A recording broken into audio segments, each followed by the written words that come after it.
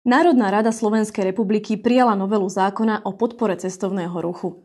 Na názor, ako prijala schválenie zákona Asociácia informačných centier Slovenska, sme sa spýtali prezidentky asociácie, doktorky pedagogiky Ivony Fraňovej.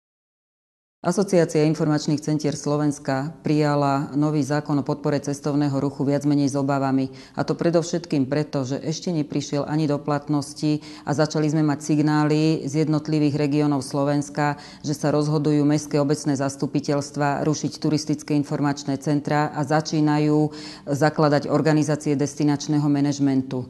Nepochopili tu vo veľkej miere jednu vec, že zavrieť turistické informačné centrum znamená zavrieť výkladnú skriňu alebo zavrieť dvere mesta pred celým svetom. Je dôležité, aby turistické informačné centrá zostali a organizácie destinačného manažmentu sa na ne nadviazali a začali s nimi spolupracovať.